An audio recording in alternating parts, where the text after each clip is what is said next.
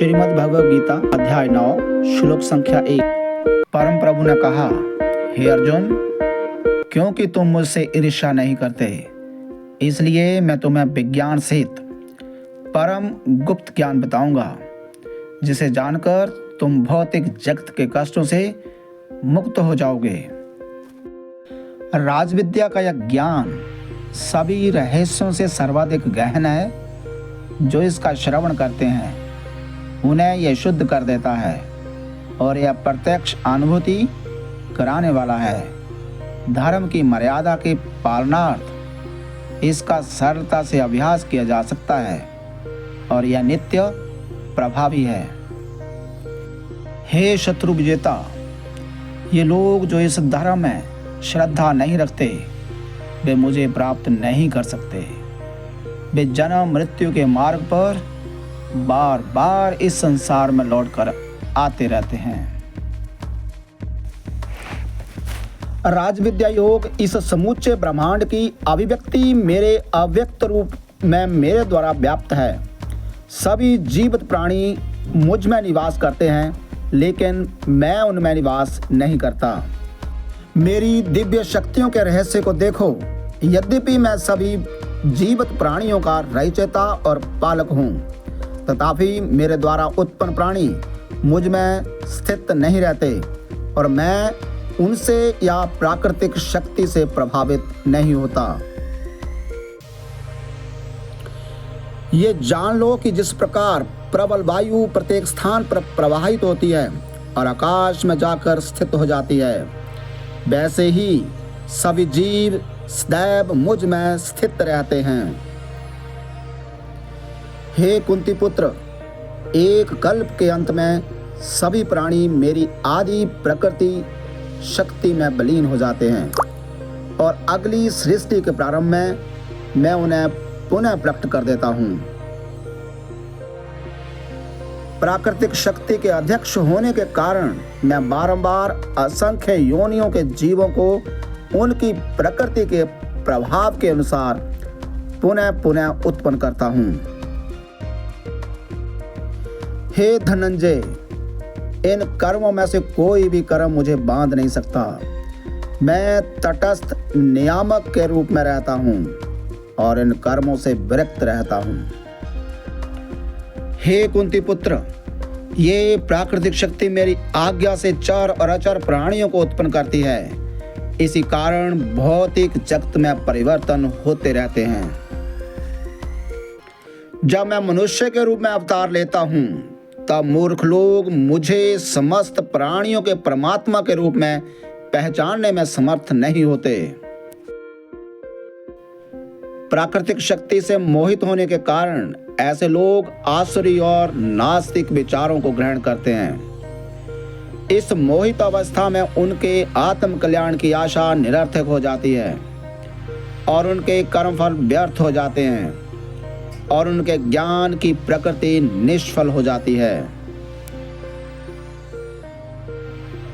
हे पार्थ, किंतु महान आत्माएं जो मेरी दिव्य शक्ति का आश्रय लेती हैं, वे मुझे समस्त सृष्टि के उद्गम के रूप में जान लेती हैं। वे अपने मन को केवल मुझ में स्थिर कर मेरी अनन्य भक्ति करती हैं।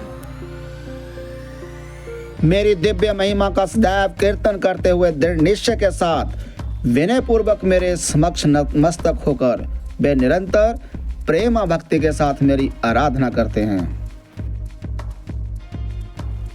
अन्य लोग जो ज्ञान के संवर्धन हेतु यज्ञ करने में लगे रहते हैं, वे विविध प्रकार से मेरी आराधना में लीन रहते हैं।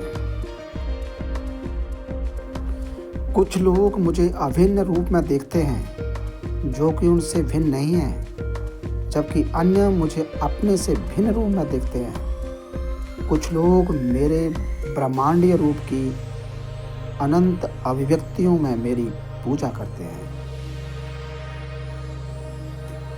मैं ही वैदिक कर्मकांड हूँ, मैं ही यज्ञ हूँ, मैं ही पितरों को दिया जाने वाला तर्पण हूँ, मैं ही औषधीय जड़ी बूटी और वैदिक मंत्र हूँ, मैं ही घी, अग्नि और यज्ञ का कर्म हूँ, मैं ही इस ब्रह्मांड का पिता, माता, आश्रय और पितामह हूँ।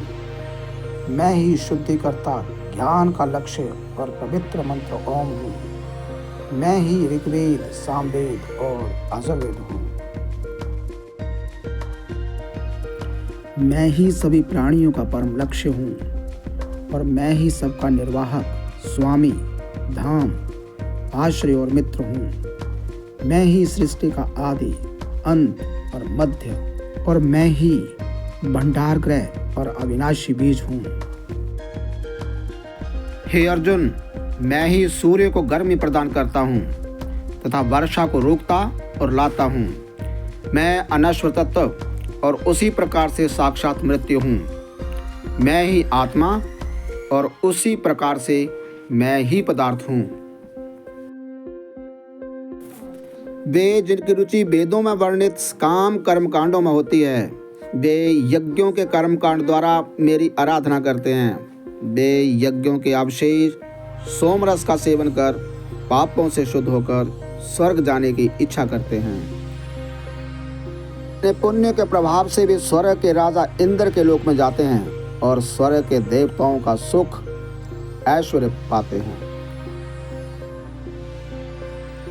जब वे स्वर्ग के सुखों को भोग लेते हैं और उनके पुण्य कर्मों के फल क्षीण हो जाते हैं, तब फिर वे पृथ्वी लोक पर लौट कर आते हैं। इस प्रकार वे जो अपने इच्छित पदार्थ प्राप्त करने हेतु वैदिक कर्मकांडों का पालन करते हैं, बार बार इस संसार में आवागमन करते रहते हैं। किंतु जो लोग सदैव मेरे बारे में सोचते हैं और मेरी अनन्य भक्ति में लीन रहते हैं एवं जिनका मन सदैव मुझ में तल्लीन रहता है, उनकी जो आवश्यकताएं होती हैं उन्हें मैं पूरा करता हूँ और जो कुछ उनके स्वामित्व में होता है उसकी रक्षा करता हूँ। हे कुंती पुत्र, जो श्रद्धा पूर्वक अन्य देवताओं की पूजा करते हैं वे मेरी भी पूजा करते हैं, लेकिन वे ये सब अनुचित ढंग से करते हैं। मैं ही समस्त यज्ञों का एकमात्र भोक्ता और स्वामी हूँ, लेकिन जो मेरी दिव्य प्रकृति को पहचान नहीं पाते वे पुनर्जन्म लेते हैं। जो देवताओं की पूजा करते हैं वे देवताओं के बीच जन्म लेते हैं और जो पितरों की पूजा करते हैं वे पितरों की योनियों में जन्म लेते हैं। भूत प्रेतों की पूजा करने वाले उन्हीं के बीच जन्म लेते हैं और केवल मेरे भक्त मेरे धाम में प्रवेश करते हैं। यदि कोई मुझे श्रद्धा भक्ति के साथ पत्र, पुष्प, फल और जल ही अर्पित करता है, तब मैं प्रसन्नता पूर्वक अपने भक्त द्वारा प्रेम पूर्वक और शुद्ध मानसिक चेतना के साथ अर्पित वस्तु को स्वीकार करता हूँ। हे कुंती पुत्र, तुम जो भी करते हो, जो भी खाते हो, पवित्र यज्ञाग्नि में जो आहुति डालते हो, जो भी दान देते हो, जो भी तपस्या करते हो, ये सब मुझे अर्पित करते हुए करो। इस प्रकार सभी कार्य मुझे समर्पित करते हुए तुम शुभ और अशुभ फलों के बंधन से मुक्त रहोगे। इस वैराग्य द्वारा मन को मुझ में अनुरक्त कर तुम मुक्त होकर मेरे पास आ जाओगे। मैं संभाव से सभी जीवों के साथ व्यवहार करता हूँ, ना तो मैं किसी के साथ द्वेष रखता हूँ और ना ही पक्षपात करता हूँ, लेकिन जो भक्त मेरी प्रेममयी भक्ति करते हैं मैं उनके हृदय में और वो मेरे हृदय में निवास करते हैं। यदि महापापी भी मेरी अनन्य भक्ति के साथ मेरी उपासना में लीन रहते हैं तब उन्हें साधु मानना चाहिए, क्योंकि वे अपने संकल्प में दृढ़ रहते हैं। वे शीघ्र धर्मात्मा बन जाते हैं और चिरस्थायी शांति पाते हैं। हे कुंती पुत्र, निडर होकर यह घोषणा कर दो कि मेरे भक्त का कभी पतन नहीं होता। वे सब जो मेरी शरण ग्रहण करते हैं, भले ही वो जिस कुल, लिंग, जाति के हों और जो समाज से तिरस्कृत ही क्यों ना हों, वे परम लक्ष्य को प्राप्त करते हैं। फिर पुण्य कर्म करने वाले राजश्रियों और धर्मात्मा ज्ञानियों के संबंध में कहना ही क्या है। इसलिए इस अनित्य और आनंद रहित संसार में आकर मेरी भक्ति में लीन रहो। सदैव मेरा चिंतन करो, मेरे भक्त बनो, मेरी पूजा करो। अपने मन और शरीर को मुझे समर्पित करने से तुम निश्चिंत रूप से मुझको प्राप्त करोगे।